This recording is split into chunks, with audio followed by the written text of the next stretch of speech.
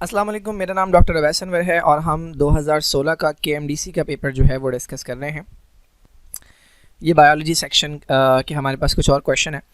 Which method of gaining immunity can be describe as natural active immunity.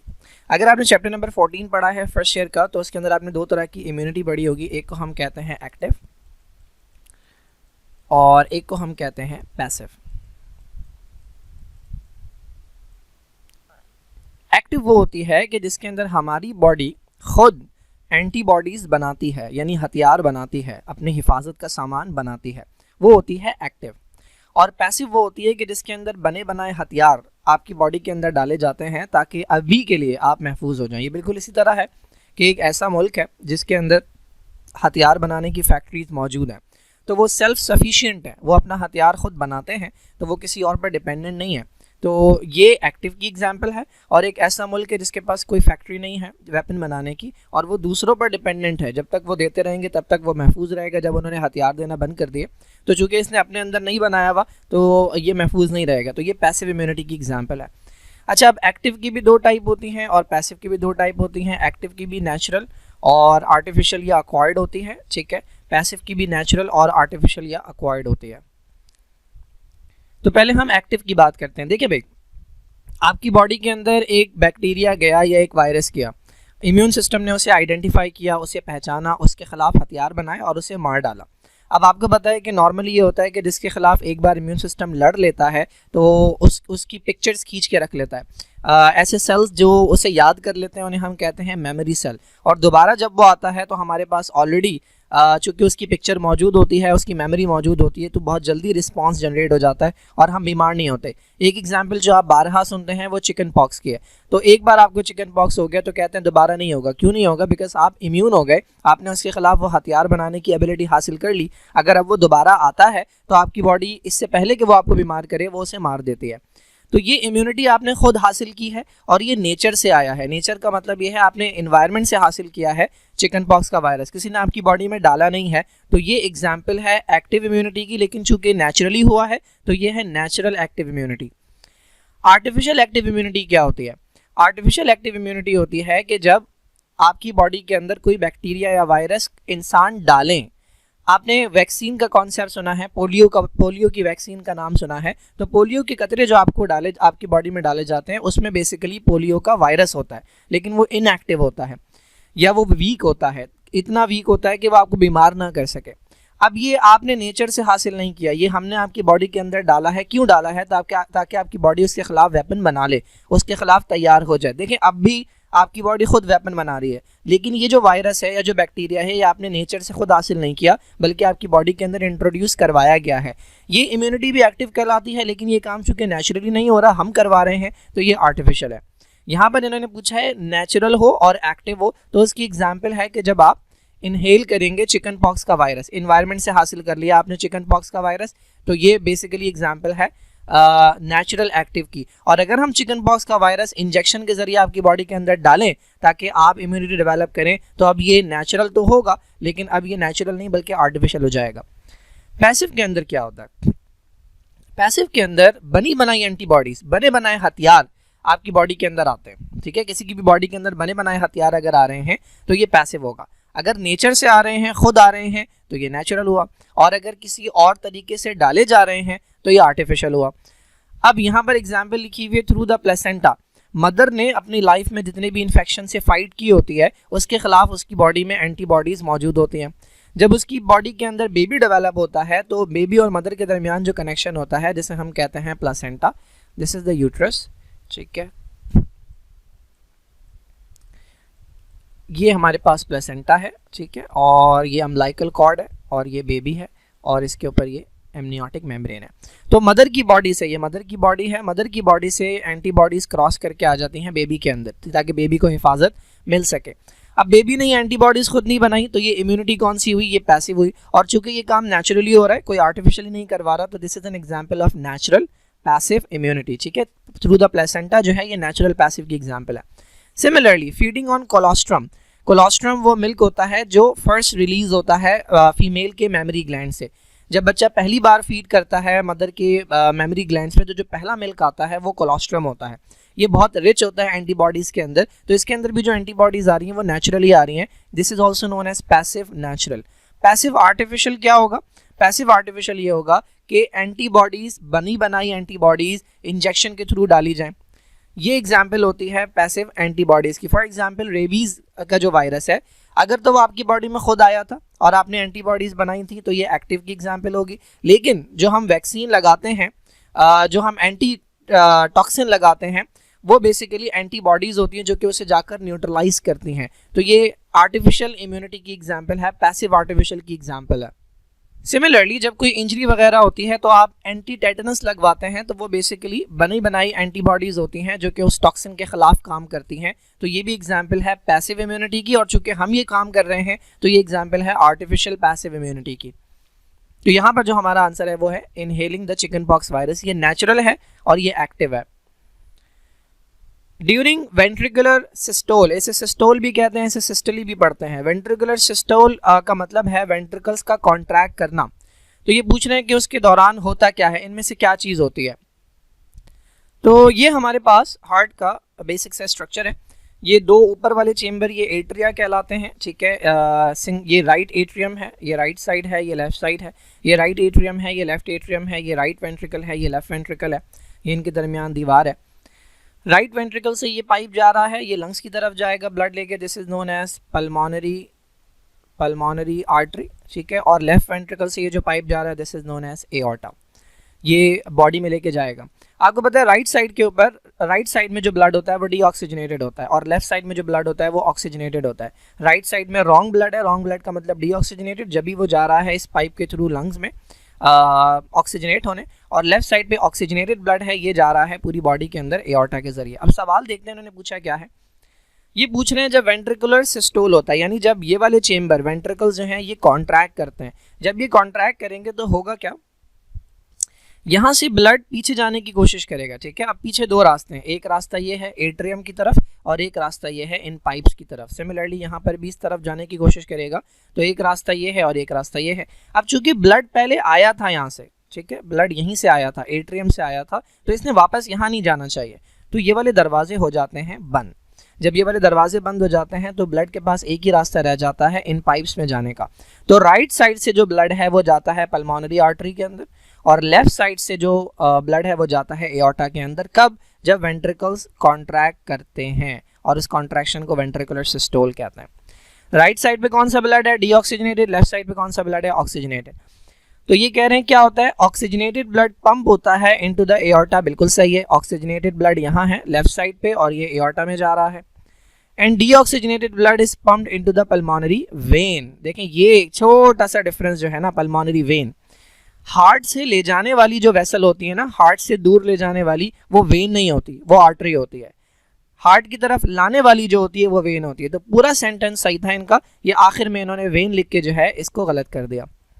Again दूसरा क्या है, oxygenated blood is pumped into the pulmonary artery. बिल्कुल गलत है, oxygenated blood जाता है एओर्टा में, डीऑक्सीजनेटेड ब्लड जाता है पल्मोनरी आर्टरी में। तो ये ऑप्शन यहीं पर गलत हो गया। Oxygenated blood is pumped into the aorta, बिल्कुल सही है यहाँ तक। And deoxygenated blood is pumped into the pulmonary artery, this is the correct answer. Oxygenated blood is pumped into the pulmonary artery, again ये गलत हो गया, डीऑक्सीजनेटेड ब्लड जाता है पल्मोनरी आर्टरी में। तो हमारा करेक्ट आंसर जो है वो सी है। ओके, ये एक अजीब सी डायग्राम है जो क्लियर नज़र नहीं आ रही। आई थिंक ये सेंसरी न्यूरॉन की डायग्राम है। The diagram shows a dash neuron, लिखा हुआ भी नहीं है, आई थिंक ये सेंसरी न्यूरॉन है, ठीक है, सेंसरी न्यूरॉन। और उसके अंदर इन्होंने दो जगह पर लेबल किया, अल्लाह जाने कहाँ लेबल किया है। मैं बनाऊँ इसे, अगर सेंसरी न्यूरॉन की प्रॉपर डायग्राम बनाऊँ तो बेसिक सी डायग्राम अगर हम बनाएं तो ये हमारे पास डेंड्राइट है, ठीक है। उसके बाद यहाँ पे होगी सेल बॉडी और उसके बाद ये जाएगा एक्सॉन, ठीक है, ये एक्सॉन है। ये कुछ इस तरह की डायग्राम है, ये आपको बुक के अंदर मिल जाएगी, ठीक है। ये डेंड्राइट्स हैं, ये सेल बॉडी है, ये जैसे सोमा भी कहते हैं, और दीज आर, ये पूरा जो है ये एक्सॉन है। मैसेज यहाँ से आ रहा है और इस डायरेक्शन में जा रहा है। जब भी मैंने इसे डेंड्राइट कहा है, जो पार्ट सेल बॉडी की तरफ मैसेज लेकर आता है वो कहलाता है डेंड्राइट। तो ये डेंड्राइट है, ये पूरा स्ट्रक्चर जो है ये डेंड्राइट है, यहाँ से लेकर यहाँ तक का ये पूरा स्ट्रक्चर जो है ये डेंड्राइट है। ये सेल बॉडी है और ये एक्सॉन है। अब देखिए जो सेंसरी न्यूरॉन होता है ना, वो मैसेज लेता कहाँ से है? ये मेरी स्किन का कोई रिसेप्टर है। रिसेप्टर वो होता है जो एनवायरनमेंट में आने वाले चेंज को डिटेक्ट करता है। फॉर एग्जांपल, जिस कमरे में मैं बैठा हुआ हूँ, अगर यहाँ का पंखा बंद हो जाए तो यहाँ का जो टेम्परेचर है वो चेंज होने लगेगा। तो इस चेंज को मेरी स्किन में कोई ना कोई रिसेप्टर होगा, थर्मो रिसेप्टर, इस टेम्परेचर को डिटेक्ट करने वाला। वो इस चेंज को जो है वो डिटेक्ट करेगा और एक न्यूरॉन के हवाले करेगा। उस न्यूरॉन का नाम होगा सेंसरी न्यूरॉन। ये वो न्यूरॉन होगा। तो इसका ये वाला पार्ट जो मैसेज लेकर जा रहा है इस पॉइंट तक, this is known as cell body या सोमा। ये पूरा पार्ट, बड़ा सा पूरा पार्ट कहलाता है डेंड्राइट। उसके बाद ये होगी सेल बॉडी, ठीक है। और सेल बॉडी के बाद जो पार्ट मैसेज आगे लेकर जाएगा ये पार्ट होगा एक्सॉन, दिस इज एक्सॉन। और ये एक्सॉन जाके एंड होगा स्पाइनल कॉर्ड में, ठीक है। ये सारे एक्सॉन जाकर एंड होते हैं सेंसरी न्यूरॉन के स्पाइनल कॉर्ड में। स्पाइनल कॉर्ड में इस एक्सॉन से अब एक दूसरा न्यूरॉन जो है वो मैसेज लेगा और ये मेरे ब्रेन तक लेके जाएगा मैसेज। तो इन्होंने पूछा क्या है, ये वाला स्ट्रक्चर, ये बेसिकली इसका डेंड्राइट है, ये कहाँ पाया जाएगा। और ये आई थिंक एक्सॉन के ऊपर इन्होंने लेबल किया होगा ये कहाँ पाया जाएगा। तो जो डेंड्राइट है वो पाया जाएगा स्किन में, क्योंकि रिसेप्टर जहाँ मौजूद है ये स्किन के अंदर मौजूद है। यहीं से मैसेज मिलेगा सेंसरी न्यूरॉन को, ये डेंड्राइट है यहाँ पे ये पूरा। तो ये पाया जाएगा स्किन के अंदर, ठीक है। एक्स पाया जाएगा स्किन के अंदर और वाई चूंकि एक्सॉन है तो एक्सॉन जाकर एंड होगा स्पाइनल कॉर्ड के अंदर। तो ये इसका करेक्ट ऑप्शन है। Okay, which of the following contains enzymes for the detoxification of alcohol. देखिए, सबसे पहली बात राइबोसोम के बारे में अगर आपको थोड़ा बहुत बेल हो तो राइबोसोम का काम होता है प्रोटीन बनाना, प्रोटीन सिंथेसिस, ठीक है। तो इनके अंदर डिटॉक्सिफिकेशन के कोई एंजाइम नहीं होते, तो ये हमारा आंसर नहीं है। लाइसोसोम का अगर आपको थोड़ा बहुत इल्म हो तो लाइसोसोम का काम होता है इंट्रासेलुलर डाइजेशन, इंट्रासेलुलर सेल के अंदर डाइजेशन का। इसके अंदर वो एंजाइम होते हैं जो प्रोटीन तोड़ सकते हैं, जो कार्बोहाइड्रेट तोड़ सकते हैं, जो लिपिड तोड़ सकते हैं, जो न्यूक्लिक एसिड तोड़ सकते हैं, लेकिन इनका काम डिटॉक्सिफिकेशन से रिलेटेड नहीं होता, ठीक है। अब बच गए कौन, हमारे पास दो स्ट्रक्चर्स बच गए, एक पैरोक्सिसोम्स है और एक ग्लाइऑक्सिसोम्स है। अब ये दोनों जो हैं ये माइक्रोबॉडीज़ कहलाती हैं। माइक्रोबॉडीज़ का मतलब ये छोटे छोटे से स्ट्रक्चर्स हैं जिनके ऊपर एक सिंगल मेम्ब्रेन होती है, ठीक है। ये इस तरह के स्ट्रक्चर्स होते हैं और दोनों में कुछ ना कुछ एंजाइम्स होते हैं। ग्लाइऑक्सिसोम के अंदर जो एंजाइम्स हैं इनका काम होता है बेसिकली ये फैट स्टोरिंग टिश्यूज़ के अंदर पाए जाते हैं, स्टोरेज टिश्यूज़ के अंदर। और इनका जो फंक्शन होता है वो लिपिड्स को कार्बोहाइड्रेट के अंदर कन्वर्ट करना होता है, फैटी एसिड्स को कार्बोहाइड्रेट में कन्वर्ट करना होता है, ठीक है। तो इनका काम डिटॉक्सिफिकेशन के साथ नहीं है और ये सिर्फ और सिर्फ प्लांट्स के अंदर पाए जाते हैं। पैरोक्सिसोम वो बॉडी है कि जो प्लांट्स और एनिमल्स दोनों के अंदर पाई जाती है, ठीक है। ये प्लांट और एनिमल दोनों में होते हैं और इसके अंदर वो एंजाइम है जो अल्कोहल को डिटॉक्सिफाई करते हैं। अब एनिमल्स के अंदर ये मेनली पाए जाते हैं लिवर और किडनी के अंदर। लिवर और किडनी के अंदर ये दो स्ट्रक्चर्स में ज़्यादा मौजूद होते हैं। और इतना हद तक कहा जाता है कि एक इंसान अगर 1 लीटर अल्कोहल पीता है तो उसका हाफ अमाउंट यानी आधा लीटर जो है वो डिटॉक्सिफाई हो जाता है इन बॉडीज़ के थ्रू। एनिमल्स के अंदर तो चलो हमने देख लिया कि अल्कोहल जो है उसको डिटॉक्सिफाई करना है। प्लांट्स भी जब एनारोबिक रेस्पिरेशन करते हैं यानी विदाउट ऑक्सीजन, जब वो ग्लूकोज को तोड़ते हैं तो उसके नतीजे में भी अल्कोहल की प्रोडक्शन होती है। और प्लांट के लिए जो अल्कोहल है ये बहुत हार्मफुल है, तो उससे जान छुड़ाने के लिए प्लांट्स के पास ही पैरोक्सिसोम्स मौजूद होते हैं जो उस अल्कोहल को डिटॉक्सिफाई करते हैं। An interbreeding population of finches, finches एक तरह का बर्ड है, they became separated geographically. Interbreeding population का मतलब क्या है, वो आपस में रिप्रोडक्शन करते थे और बच्चे पैदा कर सकते थे। तो इसका मतलब ये सेम स्पीशी थे, ठीक है, ये एक स्पीशी की बात हो रही है, लेकिन वो सेपरेट हो गए जियोग्राफिकली। फॉर एग्जांपल इनके दरमियान कोई दीवार आ गई या हवा जो है वो उड़ा के ले गई कुछ फिंचेस को कहीं और, या किसी और तरीके से वो दो अलग ग्रुप्स के अंदर बढ़ गए और ये ग्रुप आइसोलेटेड थे, यानी उसके बाद पहले ये एक साथ थे, ठीक है, उसके बाद इनके दरमियान जो दीवार आ गई उससे इधर के फिंचेस जो हैं और इधर के फिंचेस ये मिले नहीं, आइसोलेटेड रहे। उसके बाद हर ग्रुप के ऊपर, दोनों ग्रुप के ऊपर डिफरेंट एनवायरनमेंट रहा, इधर का एनवायरनमेंट डिफरेंट था, इधर का एनवायरनमेंट डिफरेंट था, इधर की कंडीशन डिफरेंट थी। अच्छा, उसके बाद क्या हुआ, इनमें से एक ग्रुप को उठाकर लाया गया और दूसरे के ग्रुप में रखा गया।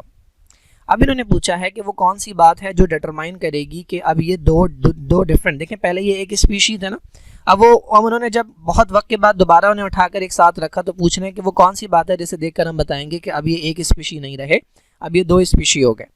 तो पहला पॉइंट है कि ये बात कि वो 3 मिलियन ईयर्स तक एक दूसरे से दूर रहे, तो ये बात काफ़ी होगी बताने के लिए कि वो 2 अलग अलग स्पीशी हैं। पहले तो आप ये समझ लें कि स्पीशी की डेफिनेशन क्या होती है, एक ऐसा ग्रुप ऑर्गेनिज्म का कि जिनके कैरेक्टर सिमिलर हों, बहुत सिमिलर हों। दूसरी बात, वो आपस में रिप्रोडक्शन करके ऐसे बच्चे पैदा कर सकें जो फर्टाइल हों, ये बहुत इंपॉर्टेंट डेफिनेशन है इसकी। और तीसरा जो बहुत सारी जगहों पर वैलिड होता है वो ये कि इनके पास सेम नंबर ऑफ क्रोमोसोम्स हैं। इंसान जितने भी हैं दुनिया में सारे के सारे सेम के सिमिलर कैरेक्टर्स रखते हैं। हाँ, यहाँ का इंसान और दुनिया के किसी भी पार्ट का इंसान जो है, हमारे कैरेक्टर्स, हमारे फीचर्स सिमिलर होते हैं। दूसरा, बहुत माइनर वेरिएशंस होती हैं। दूसरा, हम आपस में रिप्रोडक्शन करके फर्टाइल ऑफस्प्रिंग पैदा कर सकते हैं। और तीसरा, हमारे नंबर ऑफ क्रोमोसोम सेम है, हम सेम स्पीशी हैं। तो जब तक हम फर्टाइल ऑफस्प्रिंग पैदा कर सकते हैं हम सेम स्पीशी रहेंगे। तो अगर ये दो ग्रुप जब आपस में दोबारा मिलाए गए और वो फेल हो गए to produce fertile F1 hybrid, यानी इनकी रिप्रोडक्शन से जो बच्चे पैदा हुए वो फर्टाइल नहीं थे। पहली बात, या तो हो सकता है पैदा ही ना हो, या पैदा हो लेकिन वो फर्टाइल ना हो। फर्टाइल का मतलब वो आगे बच्चे पैदा ना कर सकें, तब हम कहेंगे कि अब ये एक स्पीशी नहीं रहे, क्योंकि स्पीशी होने के लिए लाजमी है कि they can interbreed and produce fertile offspring. तो बी जो है ये करेक्ट ऑप्शन है। दे show mark differences in the shape of their beaks, हो सकता है कि उनकी बीक्स के अंदर, चोंच के अंदर वहाँ के एनवायरनमेंट की वजह से चेंज आ गए, लेकिन ये काफ़ी नहीं है ये बताने के लिए कि वो डिफरेंट स्पीशी हैं। अगर वो बच्चे पैदा कर सकते हैं फर्टाइल, तो इसका मतलब अभी तक वो सेम स्पीशी हैं। ओके, नेक्स्ट क्वेश्चन देख लेते हैं। ओके, तो क्वेश्चन है कि 4 tubes were set up under certain conditions. ये कंडीशन दी हुई हैं, दो कंडीशन ऑक्सीजन डेफिसिट है, यानी इसमें कार्बन डाइऑक्साइड का, सॉरी, इसमें ऑक्सीजन का अमाउंट जो है कम होगा, और यानी एनारोबिक एनवायरनमेंट होगा। और दो कंडीशन है ऑक्सीजन रिच यानी एरोबिक एनवायरनमेंट है। और इस कॉलम के अंदर इनके कंटेंट्स दिए हुए हैं कि क्या क्या रखा गया है। सवाल इन्होंने क्या पूछा है, इंक्यूबेशन के बाद यानी एक वक्त के बाद, एक पीरियड के बाद सैंपल एनालाइज किया, किस चीज़ के लिए, कार्बन डाइऑक्साइड और लैक्टेट के लिए। इनमें से कौन सी ट्यूब है कि जिसके अंदर सबसे ज़्यादा लैक्टेट होने के चांसेस हैं। तो ये क्वेश्चन रिलेट करता है to the respiration. Respiration basically एक ऐसा प्रोसेस होता है जिसमें ब्रेक डाउन होता है फूड का टू प्रोड्यूस एनर्जी। ग्लूकोज जो है जब वो ब्रेक होता है सेल के अंदर जाके ताकि उससे एनर्जी निकाली जाए, ये प्रोसेस कहलाता है रेस्पायरेशन। अब ये दो तरह का होता है, या तो ग्लूकोज टूटेगा ऑक्सीजन की प्रेजेंस में, इसको हम कहते हैं एरोबिक रेस्पायरेशन, या ग्लूकोज टूटेगा ऑक्सीजन की एब्सेंस के अंदर यानी एनारोबिक एनवायरनमेंट के अंदर, this is known as anaerobic respiration. अब इसके जो प्रोडक्ट होते हैं ना वो डिफरेंट होते हैं। अगर तो ऑक्सीजन है तो ये एरोबिक रेस्पायरेशन है, इसके नतीजे में बनेगी कार्बन डाइऑक्साइड और वाटर, ठीक है, H2O। और अगर ये एनारोबिक रेस्पायरेशन है तो या तो इसके नतीजे में बनेगी एथाइल अल्कोहल, ये यूजुअली प्लांट्स के अंदर बनता है, साथ में कार्बन डाइऑक्साइड बनती है, और या बनेगा इसके अंदर लैक्टिक एसिड, ठीक है। और इसी लैक्टिक एसिड से रिलेटेड क्वेश्चन पूछा गया है। तो पहली बात तो यहीं से आपको पता लग जाता है कि लैक्टिक एसिड जो है वो कभी भी ऑक्सीजन रिच एनवायरनमेंट के अंदर नहीं बनता। ऑक्सीजन रिच एनवायरनमेंट में हमेशा बनती है कार्बन डाइऑक्साइड और वाटर। लैक्टिक एसिड हमेशा बनता है एनारोबिक रेस्पायरेशन में, और उसके अंदर भी एनारोबिक रेस्पायरेशन वो वाली जो एनिमल्स के अंदर होती है, प्लांट्स वाली एनारोबिक रेस्पायरेशन के अंदर नहीं बनता। तो इसका मतलब ऑक्सीजन रिच वाले जो ऑप्शंस हैं वो हो ही नहीं सकते, क्योंकि जब भी ऑक्सीजन रिच होगी तो एरोबिक रेस्पायरेशन होगी और कार्बन डाइऑक्साइड और वाटर बनेंगे। तो लैक्टिक एसिड बन सकता है ऑप्शन नंबर 1 के अंदर और ऑप्शन नंबर 4 के अंदर, ठीक है, 1 और 4 के अंदर। अब इसमें देख लेते हैं क्या। ऑक्सीजन डेफिसिट एनवायरनमेंट है और कंटेंट के अंदर पायरोवेट है और साथ में ऑर्गेनिज्म यीस्ट है। देखें ये पायरोवेट कहाँ से आता है। हमारे पास जो ग्लूकोज होता है, आपने चैप्टर नंबर 11 के अंदर पढ़ा होगा कि ये एक मशीन से गुजरता है, एक प्रोसेस से गुजरता है, उस प्रोसेस का नाम है ग्लाइकोलाइसिस। इस चैप्टर से सब बच्चों को नफरत होती है, हालांकि चैप्टर इतना मुश्किल नहीं है। ग्लाइकोलाइसिस से गुजरने के बाद जो चीज़ निकलती है वो एक दूसरा मॉलिक्यूल होता है जिसका नाम है पायरोवेट। अब इस पायरोवेट के पास दो ऑप्शंस हैं, या तो ये ऑक्सीजन की प्रेजेंस में टूटे। अगर ये ऑक्सीजन की प्रेजेंस में टूटता है तो उस मशीन को हम कहते हैं क्रेब्स साइकिल, ये एरोबिक रेस्पायरेशन हो गई। या तो ये ऑक्सीजन की एब्सेंस में टूटे जिसे हम कहते हैं एनारोबिक रेस्पायरेशन या फर्मेंटेशन। इसमें या तो इथाइल अल्कोहल बनता है, अगर प्लांट के अंदर ऐसा होगा, ऑक्सीजन नहीं है तो प्लांट के अंदर इथाइल अल्कोहल बनेगा, एनिमल्स के अंदर लैक्टिक एसिड बनता है। अब ये यीस्ट ना प्लांट है ना एनिमल है, ये है हमारे पास फंगस। फंगस के अंदर, यीस्ट के अंदर नेचुरली लैक्टिक एसिड नहीं बनता, लेकिन आर्टिफिशियल कंडीशन के अंदर जो है यीस्ट जो है वो लैक्टिक एसिड प्रोड्यूस करता है। तो आपको इस, क्योंकि ये आर्टिफिशियल कंडीशन है, नेचुरल नहीं है, तो इस कंडीशन में आपको लैक्टिक एसिड इसमें मिल जाएगा। पायरोविक एसिड जो है ये कन्वर्ट हो जाएगा लैक्टिक एसिड में। तो 1 के अंदर चांसेस हैं कि आपको लैक्टिक एसिड मिलेगा। चौथी कंडीशन क्या है भाई, यहाँ पे ऑक्सीजन डेफिसिट एनवायरनमेंट है, बिल्कुल सही है। पायरोवेट है, अगेन वही वाला मॉलिक्यूल है, और ऑब्लिगेट एरोब है।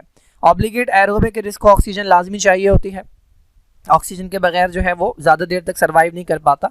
तो जब ऑक्सीजन नहीं होगी तो ये शिफ्ट कर, हम सब ऑब्लिगेट एरोब हैं, एनिमल्स जो हैं ऑब्लिगेट एरोब्स हैं, प्लांट जो हैं वो ऑब्लिगेट एरोब्स हैं, हम ज़्यादा वक्त तक ऑक्सीजन के बगैर सर्वाइव नहीं कर सकते। तो हो सकता है ये एनिमल हो और इस एनिमल को जब ऑक्सीजन नहीं मिलेगी तो ये एनारोबिक रेस्पिरेशन शुरू करेगा, जिसकी वजह से लैक्टिक एसिड बनना शुरू हो जाएगा। आपके अंदर भी जब आप बहुत ज़्यादा मसल को इस्तेमाल करते हैं विदाउट ऑक्सीजन, प्रॉपर ऑक्सीजन की सप्लाई नहीं पहुंचती मसल्स तक, तो मसल जो है वो लैक्टिक एसिड प्रोड्यूस करना शुरू कर देते हैं, जिसकी वजह से वो मसल थक जाते हैं, जिसे आप फटीग कहते हैं। तो ये दोनों ऑप्शन ऐसे हैं कि जिसके अंदर चांसेस है कि आपको लैक्टिक एसिड मिल जाएगा। तो हमारा करेक्ट आंसर जो है वो सी है, जिसमें 1 and 4 है। देखिए बाकी ऑप्शन क्यों नहीं हो सकते, क्योंकि 2 and 3 जो है इसमें तो हमें लाजमी पता है कि नहीं हो सकता। तो इसमें भी 2 है तो ये ऑप्शन नहीं हो सकता, इसमें भी 2 है तो ये ऑप्शन नहीं हो सकता, इसमें 2 और 3 दोनों हैं, ये ऑप्शन नहीं हो सकता। Which of the following statement describe sliding joint. हमारे पास सेकंड चैप्टर के अंदर सेकंड ईयर बायोलॉजी में जॉइंट्स की टाइप है। जॉइंट वो होता है जहाँ पर 2 या 2 से ज़्यादा हड्डियाँ मिलती हैं। जॉइंट्स की 3 बड़ी टाइप्स होती हैं। एक वो जो जिन पर मूवमेंट नहीं होती, they are known as immovable joint. तो ये जो आपके स्कल के ढांचे के जो आपके खोपड़ी के जो स्कल के जो आपके जो जॉइंट्स हैं जितने भी, वो सारे के सारे इमूवेबल हैं, उनमें मूवमेंट नहीं होती। अलावा आपका जो लोअर जॉ है ये सिर्फ मूव करता है, बाकी सारे जॉइंट आपके इमूवेबल हैं। फिर आते हैं पार्शियली मूवेबल। पार्शियली मूवेबल वो हैं जो आपकी वर्टिब्री और रिब्स के दरमियान है। जब आप सांस लेते हैं तो आपकी रिब्स ऊपर की तरफ और बाहर की तरफ आती हैं, और जब आप सांस छोड़ते हैं तो आपकी रिब्स नीचे की तरफ जाती हैं और अंदर की तरफ जाती हैं। जो थोड़ी सी मूवमेंट हो रही है, this is known as partially movable joint. और फिर आते हैं फ्रीली मूवेबल, जिसकी एक टाइप होती है स्लाइडिंग। स्लाइडिंग के अंदर बोन्स एक दूसरे के ऊपर स्लाइड करती हैं। तो पहली स्टेटमेंट यही लिखी हुई है कि these joints allow bone to slide over one another. ठीक है, ये स्टेटमेंट करेक्ट है। अच्छा, इसके बाद दूसरी क्या लिखी है, vertebrae are linked by sliding joint. बिल्कुल गलत है। वर्टिब्री आपकी जो बैकबोन है उसके अंदर जो छोटे छोटे पीसेस हैं उनके अंदर ग्लाइडिंग जॉइंट होते हैं। ग्लाइडिंग जॉइंट के अंदर बोन्स एक दूसरे के ऊपर बैक एंड फोर्थ मूवमेंट करती हैं। यानी अगर आप जब नमाज में रुकू करते हैं तो आपकी जो वर्टिब्री हैं वो एक दूसरे से दूर जाती हैं, और अगर आप पीछे की तरफ बेंड होंगे तो वर्टिब्री एक दूसरे के करीब आएंगी। ये जॉइंट्स कहलाते हैं ग्लाइडिंग, स्लाइडिंग नहीं होते ये। उसके बाद क्या है, these joints don't allow the bones to move. बिल्कुल गलत है। मैंने बताया वो वाले जो बोन्स हैं, वो वाले जो जॉइंट हैं जिस पर मूवमेंट नहीं होती, वो आपके स्कल के अंदर पाए जाते हैं, जबकि स्लाइडिंग जॉइंट आपके स्कल के अंदर नहीं होते, इनके ऊपर मूवमेंट होती है स्लाइडिंग जॉइंट्स पे।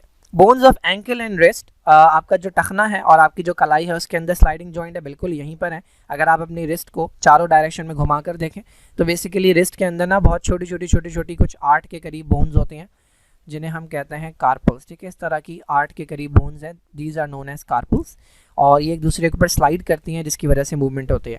तो करेक्ट स्टेटमेंट जो है वो 1 and 4 है, वो दिया हुआ है इसमें 1 and 4। The components of feedback mechanism. Feedback mechanism basically एक ऐसा मैकेनिज्म होता है जो बॉडी को बताता है कि किस काम की कब तक ज़रूरत है, किस प्रोडक्ट की कब तक ज़रूरत है, कब तक बनना चाहिए, कब रुक जाना चाहिए। तो इसके अंदर 3 चीज़ें होती हैं बेसिकली। एक होता है हमारे पास रिसेप्टर, जो कि डिटेक्ट करता है चेंजेस को, कब तक चेंजेस आने चाहिए। उसके बाद आता है एक कंट्रोल सेंटर, ये मैसेज जो है वो देता है कंट्रोल सेंटर को, ब्रेन या स्पाइनल कॉर्ड को मैसेज देता है कि भाई बताता है कि अभी ज़रूरत है या अब ज़रूरत नहीं है। और उसके बाद कंट्रोल सेंटर जब देखता है कि ज़रूरत ख़त्म हो गई है तो उसके बाद वो मैसेज देता है किसी न किसी ऑर्गन को, किसी न किसी पार्ट को, जिसे हम कहते हैं इफेक्टर। इफेक्टर वो होता है जो रिस्पांस लेकर आता है। तो ये 3 चीज़ें होती हैं, रिसेप्टर, कंट्रोल सेंटर और इफेक्टर, जो लेकर आते हैं कोई ना कोई चेंज। ये फीडबैक मैकेनिज्म के अंदर ये 3 कंपोनेंट्स होते हैं। फॉर एग्जांपल, गर्मी बहुत ज़्यादा है, आपको स्वेटिंग हो रही है बहुत ज़्यादा, फिर आप जो है वो घर के अंदर आ गए, बाहर थे आप, ठीक है, धूप के अंदर थे, अब आप घर में आ गए, एसी आपने चला दिया, अब इन्वायरमेंट जो है वो ठंडा हो रहा है, तो आपकी जो स्किन के रिसेप्टर्स हैं वो डिटेक्ट करेंगे कि अब इन्वायरमेंट जो है वो ठंडा हो रहा है, तो अब जो है वो स्वेटिंग की ज़रूरत नहीं है। तो ये आपके रिसेप्टर ने डिटेक्ट किया मैसेज, ये मैसेज ये भेजेंगे कंट्रोल सेंटर के पास। कंट्रोल सेंटर आपका ब्रेन है, ब्रेन के पास जब ये मैसेज जाएगा तो ब्रेन के स्पेसिफिक पार्ट जो कंट्रोल करते हैं इसे, वो बेसिकली आपका हाइपोथैलेमस होता है जो टेम्परेचर को रेगुलेट करता है। तो हाइपोथैलेमस कंट्रोल सेंटर के अंदर आ गया, ब्रेन के अंदर आ गया। जब उसे पता लग जाएगा कि अब ज़रूरत नहीं है तो वो क्या करेगा, मैसेज देगा कि अब रुक जाना चाहिए, किसको, स्वेट ग्लैंड्स को। तो जो आपके पसीना प्रोड्यूस करने वाले जो ग्लैंड्स थे वो बेसिकली इफेक्टर हैं, और ये स्वेट प्रोड्यूस करना जो है ये बंद कर देंगे। तो ये बेसिकली फीडबैक मैकेनिज्म था, जब बॉडी को लगा कि अब बॉडी को ठंडा करने की ज़रूरत नहीं है तो ये प्रोसेस जो है ये रोक दिया गया। तो 3 चीज़ें आती हैं इसमें, रिसेप्टर, कंट्रोल सेंटर और effector. Now which of the following processes occur by mitosis?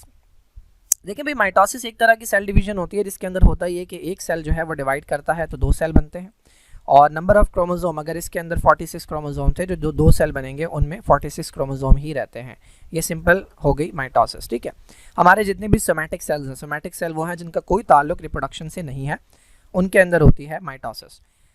Gamete produce करने वाले जो सेल हैं, जो सेल मेल में स्पर्म बनाते हैं और जो फीमेल में ओवम बनाते हैं, उनमें मियोसिस होता है, वो मियोसिस करते हैं, वो माइटोसिस नहीं करते।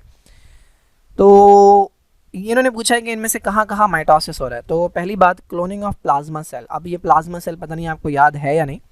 Chapter number 14 first year biology में आपने इम्यून सिस्टम पढ़ा। इम्यून सिस्टम के अंदर एक तरह के सेल्स होते हैं जिन्हें हम कहते हैं बी सेल या बी लिम्फोसाइट। जब ये कोई ना कोई बैक्टीरिया खाते हैं तो ये उसका एक टुकड़ा अपने ऊपर सजा के जाते हैं टी सेल के पास, ठीक है। ये टी सेल कहलाता है टी हेल्पर, ये वो टुकड़ा है, ठीक है। ये टी सेल क्या करता है, इस टुकड़े को एनालाइज करता है, इस टुकड़े को चेक करता है। जब उसे पता लग जाता है कि ये हमारी बॉडी का नहीं है, तो ये क्या करता है, एक केमिकल रिलीज करता है। इस केमिकल के मिलते ही ये बी सेल डिवाइड हो जाता है और 2 तरह के सेल बनाता है। एक तरह के सेल वो होते हैं जिन्हें हम कहते हैं प्लाज्मा सेल। ये प्लाज्मा सेल प्रोड्यूस करना शुरू करते हैं इस तरह के स्ट्रक्चर जिसे हम कहते हैं एंटीबॉडी। और ये जो दूसरी तरह के बी सेल्स होते हैं, ये इस टुकड़े को पहचान के इसकी फ़ोटो खींच के रख लेते हैं, जिन्हें हम कहते हैं मेमोरी सेल। ये एंटीबॉडी नहीं बनाते। तो ये जो प्लाज्मा सेल है ये प्रोड्यूस हो रहा है बी सेल से। सवाल ये पूछा है कौन सा प्रोसेस हुआ है यहाँ पे। अब ये सारे सेल, जितने भी ये सेल आपको नज़र आ रहे हैं, ये सारे सोमैटिक सेल हैं। मैंने आपको बताया सारे सोमैटिक सेल्स जो हैं जिनका ताल्लुक रिप्रोडक्शन से नहीं है, वो माइटोसिस से प्रोड्यूस होते हैं। तो क्लोनिंग जो हो रही है माइटोसिस सेल से, क्लोनिंग जो हो रही है प्लाज्मा सेल की, जो क्लोन बन रहा है, कॉपी बन रही है, वो माइटोसिस से हो रही है। गैमेट प्रोडक्शन, मैंने बताया गैमेट प्रोडक्शन चूंकि इसका ताल्लुक रिप्रोडक्शन से है तो ये मियोसिस से होता है, ये माइटोसिस से नहीं होता।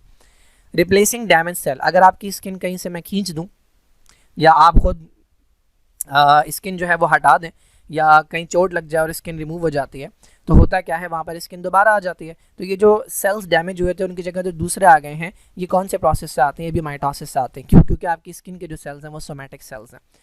तो ये 2 काम जो है ये माइटोसिस से हो रहे हैं, 1 और 3। तो 1 और 3 आपका मौजूद है इस ऑप्शन में, तो ये करेक्ट आंसर है। प्लाज्मोडियम बिलोंग करता है भाई किस क्लास से? प्लाज्मोडियम पहली बात जिस फाइलम से बिलोंग करता है उसे हम कहते हैं प्रोटोजोआ। ये किंगडम एनिमेलिया में नहीं है, ये किंगडम प्रोटोक्टिस्टा में है। ये वो ऑर्गेनिज्म है जिन्हें एनिमल लाइक कहा जाता है। प्रोटो का मतलब है फर्स्ट, जोआ का मतलब animal. These are first animals, यानी ये कंसिडर किए जाते हैं कि इनसे एनिमल्स इवॉल्व हुए होंगे। इसमें अमीबा आता है, पैरामीशियम आता है, यूग्लिना आता है, ट्रिपनोसोमा आता है, प्लाज्मोडियम आता है। अब इस प्रोटोजोआ की 5 क्लासेस होती हैं। पहली क्लास है फ्लैजिलेटा, जिनके पास फ्लैजिला होता है मूव करने के लिए। फिर है सार्कोडीना, जिनके पास सूडोपोडिया होते हैं। अमीबा जो है वो इससे बिलोंग करता है, इनके पास ये फिंगर लाइक प्रोजेक्शन होती है, सूडोपोडिया। सीलिएटा के पास सीलिया होते हैं। स्पोरोजोआ वो क्लास है कि जिनके पास मूवमेंट के लिए कुछ नहीं होता, लोकोमोटरी ऑर्गेनल नहीं होते। और दूसरा ये पैरासाइट होते हैं यूजुअली। तो प्लाज्मोडियम आपको पता है एक पैरासाइट है जो मलेरिया कॉज करता है, तो प्लाज्मोडियम इससे बिलोंग करता है, स्पोरोजोआ से।